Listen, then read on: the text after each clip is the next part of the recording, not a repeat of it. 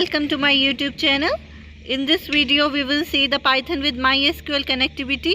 So there are 7 steps which is required for making connection of Python with MySQL.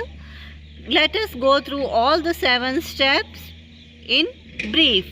So first step, we will start with install MySQL connector driver. Second step, import mysql.connector. Third, create connection object.